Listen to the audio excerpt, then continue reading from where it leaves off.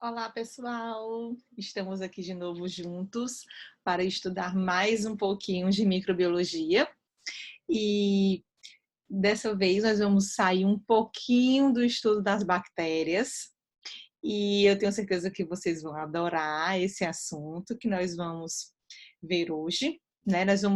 Essa aula, ela é sobre, a gente vai dar um apanhado geral, certo? Sobre a estrutura, a morfologia, como é que funcionam os vírus e os fungos. Vocês vão ter uma segunda aula, em outro momento, para falar sobre as doenças causadas por vírus e uma terceira aula para as doenças causadas por fungos. Então, nesse primeiro momento, a gente vai dar uma geralzona em vírus e fungos, para a gente entender um pouco da sua estrutura, para em outros momentos a gente conseguir aprofundar no estudo dessas doenças. Essa aula, então, sobre essa parte geral, eu vou dividir em duas videoaulas. Na primeira, vamos falar sobre a estrutura geral dos vírus, e no segundo momento, sobre a estrutura geral dos fungos. E eu tenho certeza que vocês estão loucos, né, para estudar sobre vírus, né, diante, é claro, né, do que a gente já sabe, né, do coronavírus. Gente, nós estamos passando, né, estamos passando juntos por essa pandemia, exatamente devido a uma doença causada por um vírus, que é o Covid, né, causado pelo vírus SARS-2. E os vírus, gente, esse nome, vírus, ele vem de veneno no latim. Então, os vírus, eles sempre são ligados a condições patogênicas. E um questionamento que sempre existe quando a gente fala sobre vírus é: os vírus, eles são seres vivos? Bom, o que é que vocês acham? É aquele velho ditado: depende. Depende do qual é o meu conceito de ser vivo. Então vamos lá. A vida, gente, se eu considerar ela um conjunto complexo de processos resultantes da ação de proteínas codificadas por ácidos nucleicos. Então esse processo bioquímico super complexo que está acontecendo. Se aquele ser ele é capaz de executar esse conjunto complexo de ações, eu considero ele como um ser vivo. E aí é que vem a dúvida. Porque um vírus fora da célula hospedeira, como está sendo mostrado aqui na imagem, imagine que isso aqui é uma célula animal, por exemplo, com o seu núcleo, e o vírus ele está fora dessa célula. Então, fora da célula, o vírus ele não tem a capacidade de fazer esses processos complexos. Entretanto, quando o vírus está dentro da célula, ele já consegue, porque ele usa parte do maquinário daquela célula hospedeira. E aí eu já posso considerar ele como um ser vivo? Então, realmente é complexo essa questão de considerar o vírus um ser vivo ou não. Mas o que a gente sabe, e o que a gente está passando agora, né, nesse momento na pele, é que eles são seres extremamente patogênicos. E os vírus, eles têm algumas diferenças para as bactérias, que são outros seres muito simples, né? Que tem um arcabouço celular muito simples, mas que também são seres que a gente... Aí as bactérias, já diferente dos vírus, eu tenho muitas bactérias que são benéficas, né, para o nosso organismo. E algumas são patogênicas, como a gente já vem estudando. Uma coisa que fazia os vírus se diferenciar das bactérias durante muitos anos se dizia que era pelo fato do vírus ele ser um parasita intracelular obrigatório. Então, obrigatoriamente, um vírus, para ele existir como um ser vivo, ele tinha que estar dentro de uma célula. E já as bactérias não. Entretanto, a gente sabe que hoje existe um grupo de bactérias chamado de clamídias, que elas também são parasitas intracelulares obrigatórios. A membrana plasmática, as bactérias têm, os vírus não têm. Os vírus, eles não se reproduzem por fissão binária, como as bactérias. Passagem por filtros bacteriológicos. Na aula de controle de infecções, vocês viram, vocês ainda vão ver, que um dos métodos de esterilização, quando a gente quer esterilizar, por exemplo, um líquido, é a filtração. Esses filtros, gente, eles são membranas tão pequenas, tão pequenas, tão pequenas que uma bactéria não consegue passar. Uma bactéria, gente, ela, mesmo sendo pequena, ela ainda é muito maior do que um vírus. Então, os vírus, gente, como eles são muito, muito, muito menores, eles mesmo assim não conseguem passar por esses filtros. Em compensação, algumas clamídias conseguem e outras não, porque também são muito pequenos. As bactérias, gente, elas possuem um DNA que vai ser transcrito e depois traduzido, né, em RNA e proteínas. Já os vírus, eles não têm. Ou ele tem DNA, ou ele vai ter RNA.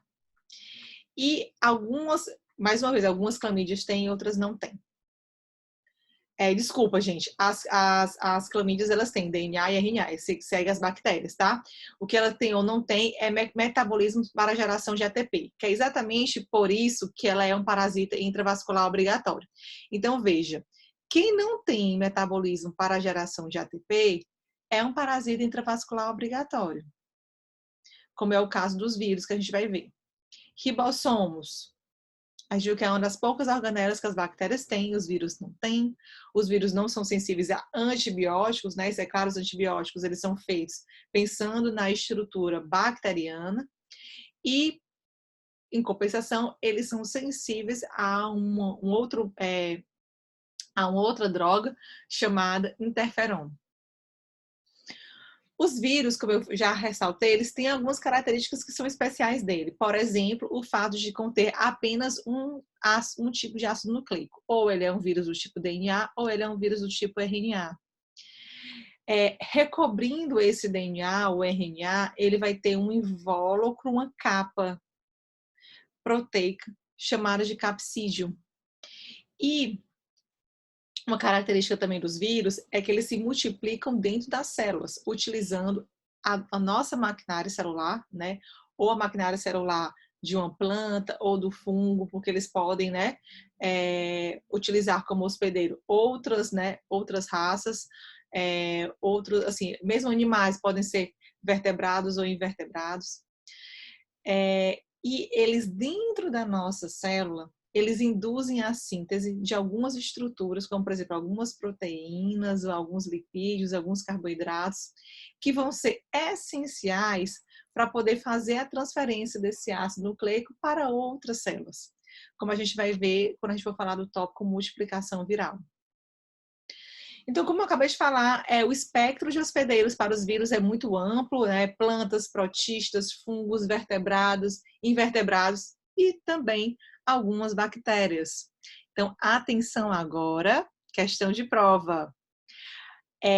Os vírus que infectam bactérias são chamados de bacteriófagos. Eles são vírus que têm essa morfologia complexa, né? Como vocês estão vendo aqui nessa imagenzinha. E aqui nessa imagem, tá? E esses fungos, gente, muita atenção. Bacteriófago é o nome, eu chamei de fungo, desculpa. Bacteriófago é o nome do vírus que consegue infectar bactérias. Tá certo? Lá na prova vai estar diferente. Entendam, bacteriófago não é uma bactéria que mata um vírus, não. Atenção, bacteriófago é o nome do vírus que consegue infectar bactérias. Então, bacteriófago é um vírus? Isso, bacteriófago é um vírus, não é uma bactéria, tá certo? Começa com o nome de bactéria, mas não é um vírus. Os vírus, gente, eles têm uma estrutura relativamente simples, vai ser bem fácil da gente entender, e aí vem mais uma questão de prova. Os vírus, gente, eles têm como estrutura básica, tá? Um ácido nucleico, como eu falei para vocês, que pode ser um DNA ou um RNA. Ele apresenta uma capa, né? Uma capa proteica, a gente já tinha falado, um invólucro proteico, chamado de capsídeo. A unidade formadora do capsídeo são chamados de capsômeros. Aqui, ó, capsômeros. Né? Então, a gente vê aqui, ó, o ácido nucleico aqui dentro e o capsídeo ao redor. E isso já é uma unidade infecciosa do vírus. Alguns vírus vão ter ao seu redor um envelope. São chamados vírus envelopados. Então, existem vírus envelopados e vírus não envelopados. O envelope viral, ele é constituído de lipídios, proteínas, glicoproteínas. E o fato desse envelope, para o caso do coronavírus, o fato dele ter uma boa porção lipídica, faz com que o álcool 70, né, o álcool em gel, que está sendo muito falado, né, que está esgotado, né, nas farmácias e nos supermercados, esse álcool, ele é efetivo para uma desinfecção contra o coronavírus exatamente por isso, porque o coronavírus é um vírus envelopado e o álcool consegue dissolver, por assim dizer, esse envelope lipídico do coronavírus. Alguns vírus envelopados, gente, eles ainda têm uma estrutura a mais, geralmente formadas de proteínas, que são as espículas. Essas espículas, gente, têm uma função fundamental para a adsorção desse vírus na célula hospedeira. O que é a adsorção, gente? A adsorção, gente, é o fato do vírus estar passando ali e ele encontra receptores e ele fica adsorvido naquela membrana plasmática da célula bacteriana. A gente vai falar mais disso a seguir. Mas por que eu estou falando logo disso agora? Porque quem faz esse processo de reconhecimento no coronavírus é exatamente... por que ele é tão transmissível, né, gente? Por que o coronavírus é tão transmissível, diferente de outros vírus? É porque ele tem muitas espículas, muitas, muitas mesmo. Ele tem tantas que quando você olha no microscópio eletrônico de transmissão, é isso mesmo, o microscópio eletrônico de transmissão, porque tem que ser um microscópio óptico, a gente não consegue ver o vírus não, tá? Ele é muito, muito pequeno mesmo. Mas quando a gente olha nesses super microscópios, a gente vê que ele tem tanta espícula que parece que ele tem uma coroa ao redor dele. E aí, esse termo vem de corona, né? Vem de coroa, e é por isso que ele é chamado de coronavírus. Então, ele encontra facilmente, ele encontra os seus receptores na célula humana, e por isso ele se torna tão transmissível. Questão de prova. Gente, eu tô desse jeito, né? Dando todas as questões. Eu não sou assim. Mas vamos continuando. O capsid, vamos ver cada estrutura dessa, tá certo? De novo, vamos ver tudo de novo, tá? Se você perdeu alguma parte aí da estrutura viral, fala, meu Deus, a professora disse que era uma questão da prova, eu não entendi. Calma, né? Vamos falar de novo. O capsídeo, gente, como a gente já falou, é essa capa proteica que a função dela é proteger os ácidos nucleicos. E esse conjunto ácido nucleico, que pode ser um DNA ou RNA, mais um capsídeo, ele é chamado de núcleo capsídeo. Então, aqui a gente vê a conformação de um vírus poliédrico não envelopado, né? Vocês estão vendo? A gente não está vendo envelope aí ao redor dele. E a gente vê o capsídeo com os seus capsômeros e o ácido nucleico, né? DNA ou RNA, aqui dentro desse capsídeo. O ácido nucleico, gente, ele pode ser, a gente já sabe que ele pode ser ou DNA ou RNA. Ele nunca vai ter os dois. Questão de prova também isso. Só não lembro se foi na prova se é na prova do Benfica ou se é na prova do Parque. Alguma prova aí, gente. Eu coloquei também uma questãozinha dessa pegadinha. Ou é DNA ou é RNA, tá certo?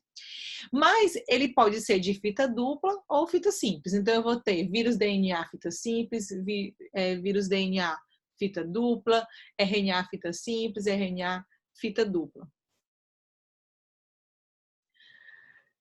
Gente, o envelope, tá? Esse envelope, como a gente já falou, tá? Vamos repetir, porque vai ser muito importante, vai ser cobrado na avaliação. Esse envelope, ele é constituído de lipídios, proteínas e carboidratos em concentrações diferentes a depender do vírus. Então, por exemplo, se o vírus ele tem esse envelope formado de bastante lipídios, ele detergentes, né, sabão e álcool consegue destruir, né, dissolver esse envelope.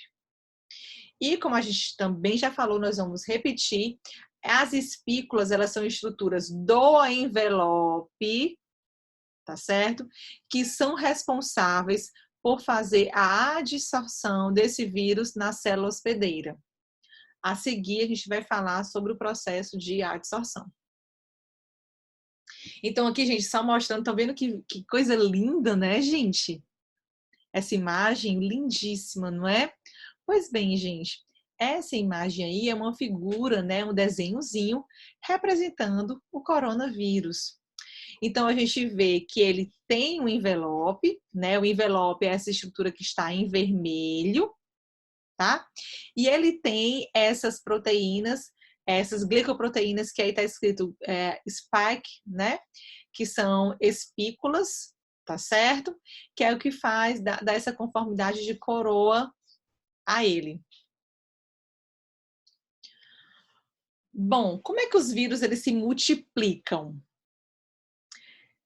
Os vírus, como a gente já sabe, para se multiplicar, eles vão ter que entrar dentro da célula. E aí existem dois tipos gerais de multiplicação. Existe o ciclo lítico, aonde no final vai ocorrer um rompimento da célula hospedeira, essa célula vai morrer e vai liberar o vírus. E existe o ciclo lisogênico, aonde, apesar de afetada, essa célula permanece viva e esse vírus, esses novos vírus que estão sendo fabricados, eles são liberados por brotamento. Então, vamos lá, gente. A sequência da multiplicação do vírus dentro de uma célula vai diferenciar muito se ele é um vírus do tipo animal, ou seja, que afeta a nossa célula, ou se ele é um bacteriófago. O que é bacteriófago mesmo? É um vírus que infecta bactérias, tá? Então, para começar, gente, a primeira fase, eu vou repetir cada fase dessa de novo, tá? Mas de maneira geral, a primeira fase, a adsorção, qual é a diferença? Nos bacteriófagos, são as fibras da cauda do bacteriófago que fazem a adsorção. Nos vírus que infectam animais, já são as proteínas ou glicoproteínas, que estão presentes no envelope, por exemplo, no caso do coronavírus, e no caso dos vírus não envelopados, está presente no próprio capsídeo. Em seguida, vai ter a penetração, tá? No caso dos bacteriófagos, gente, parece que ele tem um sistema que ele injeta o genoma dentro da célula bacteriana. Já nos vírus que infectam animais, vai ser por fusão ou endocitose. Nós vamos falar exatamente como é que acontece essa fusão ou endocitose, ou pinocitose também chamada. Como no vírus, nos bacteriófagos, acontece uma injeção do genoma, do ácido nucleico dentro da bactéria, ela já faz essa injeção sem o capsídeo. No vírus animal, não. No vírus animal, esse vírus ele é englobado dentro dessa célula ainda com o seu capsídeo. Então, é necessário uma fase que acontece somente para esse tipo de vírus, que é a remoção do capsídeo, chamada de desnudamento. Uma vez que o vírus está desnudado, né, agora vai acontecer a replicação desse DNA. Aonde é que isso vai acontecer? Nos bacteriófagos, acontece no citoplasma bacteriano.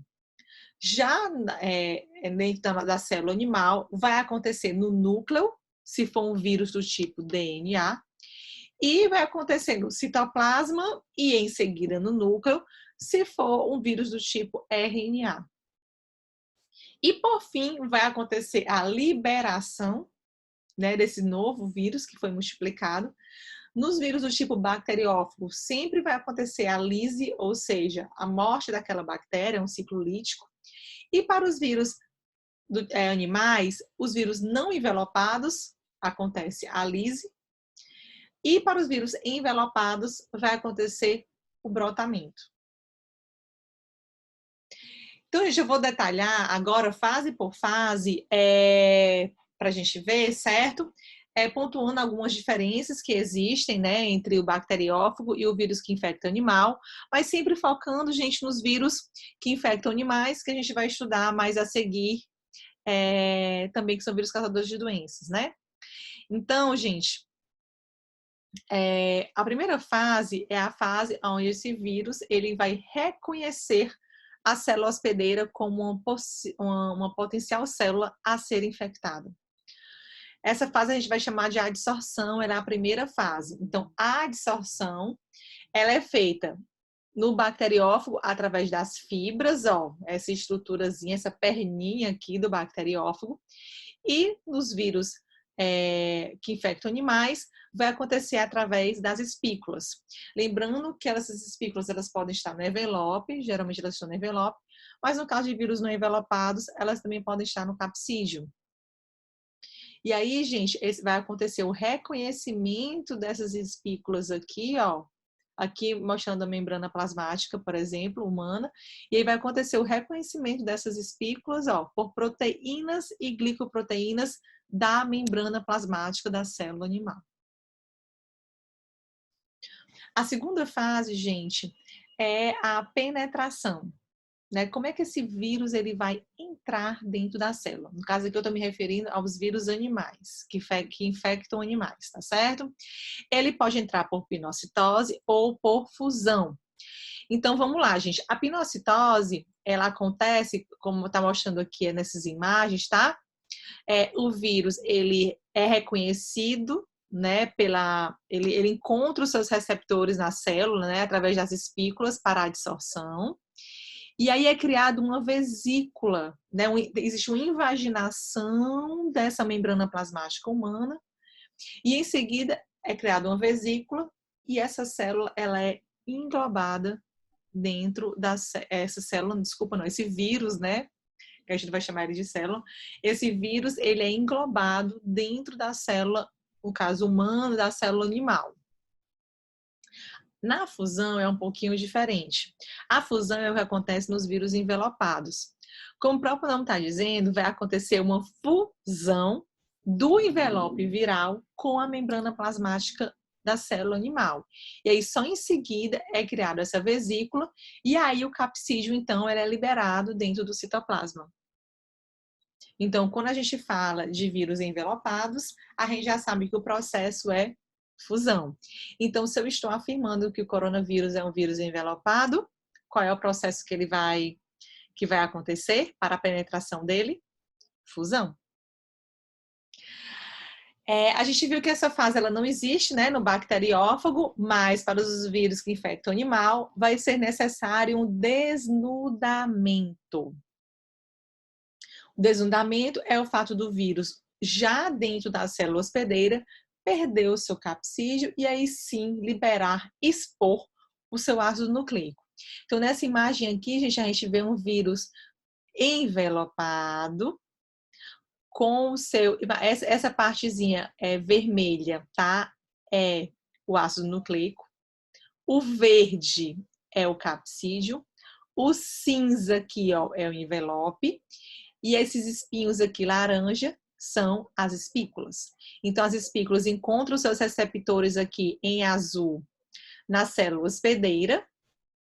E aí vai acontecer aqui um processo que esse vírus ele vai penetrar dentro da célula. Se eu estou dizendo que esse vírus ele é envelopado, qual é o processo que ele vai utilizar para entrar dentro da célula? Fusão. Então, esse vírus vai fazer uma fusão de seu envelope com a membrana plasmática humana ou, enfim, da célula animal. E aí, esse vírus ele vai entrar dentro da célula. E uma vez dentro da nossa membrana plasmática, né, dentro do nosso citosol, ele vai sofrer a ação enzimática. Algumas enzimas que ele mesmo trouxe com ele, tá? E algumas enzimas que são nossas. Então, vejam que ele precisa das nossas enzimas para poder fazer esse desnudamento e liberar o seu ácido nucleico, ou seja, nem começou ainda a multiplicação viral e ele já está usando coisa nossa. É desse jeito, gente. É igual aquela sua amiga que pede as coisas emprestadas para você, usa, acaba as suas coisas, lhe prejudica, né? É um vírus. Bom, gente, agora que eu liberei o ácido nucleico, né? Eu desnudei, eu removi a capa. Agora vai acontecer a multiplicação desse ácido nucleico. E aí, gente, vai acontecer diferente, um pouquinho diferente, se for um vírus do tipo DNA ou se é um vírus do tipo RNA. Então, a quarta fase, que é a síntese de ácidos nucleicos, aqui mostrando nessa imagem, nesse esqueminha, vamos acompanhar, tá certo? Mostrando um vírus do tipo DNA, um vírus sem envelope. Então, como é que ele vai entrar? Imagina que essa aqui é uma célula animal, ele vai entrar por endocitose ou pinocitose.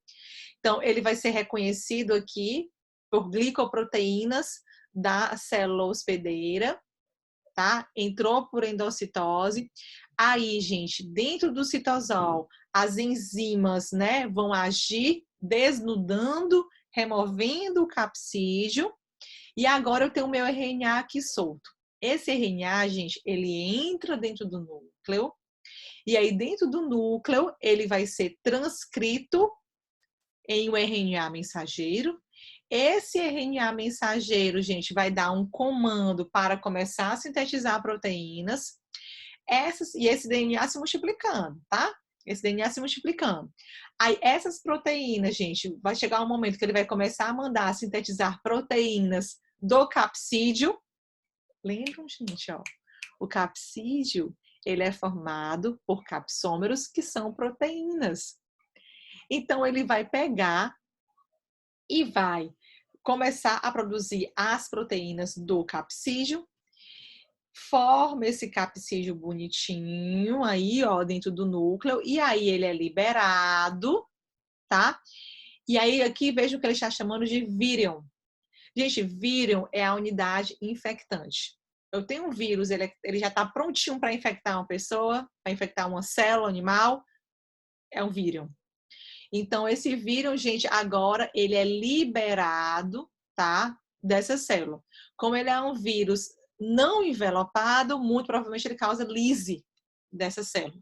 Se ele fosse envelopado, ele ia ser liberado por brotamento. Mas a gente ainda vai falar das formas de liberação, tá? Vocês vão ver, gente, que a grande diferença do vírus DNA para o vírus RNA é porque o RNA está acontecendo no citosol, no citoplasma. E o processo do vírus DNA está acontecendo dentro do núcleo. Então, lembrem dessa diferença, questão de prova. Vírus DNA, núcleo. Vírus RNA, citoplasma. Então, aqui a gente está vendo, gente, já um vírus do tipo RNA, tá certo? Com envelope, ou seja, bem semelhante ao coronavírus, que é um vírus da RNA. Então, se eu tenho envelope, vai acontecer uma fusão, né? Ele vai conseguir entrar. E aí eu tenho o DNA da célula hospedeira que está ali, ok, dentro do núcleo. E aí, quando ele entra, gente, aí vai acontecer o desnudamento, né? E aí eu vou ter agora o RNA viral, e esse RNA, através de uma transcriptase reversa, esse RNA agora vira um DNA. Porque lembram que ele não tinha DNA, não, ele tinha só um RNA lá. Então, um RNA, para virar DNA, eu preciso de uma transcriptase reversa. No caso aí depende muito do vírus. Alguns vírus eles já trazem consigo as suas transcriptases reversas e outros eles usam até isso eles fazem, né? A gente usa a nossa. Gente, então essa transcriptase reversa, ela vira, ela auxilia, né? Na transformação de RNA. Agora vai acontecer um DNA, tá? E esse DNA, gente, agora ele é incorporado ao nosso DNA. Aí agora, gente, eu tenho um DNA com um pedaço dele, DNA viral. Esse pedaço, gente, ele vai ser transcrito para um novo RNA e essa transcrição vai acontecer uma tradução em proteínas. Essas proteínas vão ser sintetizadas proteínas do capsídeo, vai formar um novo capsídeo aqui, ó, bonitinho, com RNA dentro, tá? E é liberado por brotamento. Então, veja que aqui continua, ó, essa célula com o DNA, né? Aqui continua, ó, o meu núcleo com o DNA dessa célula incorporado com o DNA viral. Então, vai todo o tempo estar produzindo, ó, novos vírus do tipo RNA. E aqui, ó, só liberando, tá? Por brotamento, essa célula continua viável, né? Então, a grande diferença, gente, reiterando mais uma vez, é que o processo de confecção de um vírus RNA, ele está acontecendo no citoplasma, apesar do comando estar vindo do DNA viral incorporado, né, lá dentro do nosso núcleo, mas o processo está acontecendo no citoplasma. E já para o DNA, o processo está acontecendo no núcleo. A quinta fase, gente, do processo é a maturação e liberação. No caso, a maturação, gente, é a montagem desse capsídeo viral, que a gente viu como é que acontece, né? Só voltando, né? Eu tenho um DNA, DNA, RNA, RNA, proteína, proteínas vão formar o capsídeo viral. Então, isso a gente chama de maturação. Ou eu vou ter RNA, RNA transcriptase reversa, DNA, DNA incorporado ao DNA da célula animal. Esse pedaço de DNA vai ser transcrito para um RNA e o RNA uma proteína. Que essa proteína vai fazer parte do capsídeo viral. Então, assim, todos os vírus têm capsídeo, tá certo? Existe também a montagem do envelope, né? Para a montagem do envelope, eu lembro que o envelope é proteínas, lipídios e carboidratos. Pois então, eu vou ter que montar tudo isso de novo. Essas proteínas vêm da onde? Vêm dessas proteínas que a célula está sintetizando, tá? São proteínas virais, vamos dizer assim, né? Que vieram de um comando do ácido nucleico viral. Mas os lipídios e carboidratos ela usa nosso mesmo, viu? Ela pega assim, rouba na cara dura. E uma vez que esse capsídeo ele já está maduro, tá? Aí esse vírus ele é liberado, né? Ou por brotamento, ou por lise, né? Ou por ruptura. Aqui é mostrando uma sequência de um vírus sendo liberado por brotamento. Então, gente, essa era a primeira parte, tá certo? Eu vou quebrar essa aula em duas, gente, só para ficar mais fácil de você estudar, tá certo? Então, você vê essa videoaula de vírus, já faz o seu resuminho, tá certo? De vírus. E aí, depois, logo em seguida, você assiste a videoaula dos fungos e já faz o seu resuminho dos fungos, tá certo? Então, a gente se vê daqui a pouco, tá certo? Para dar continuidade a essa aula.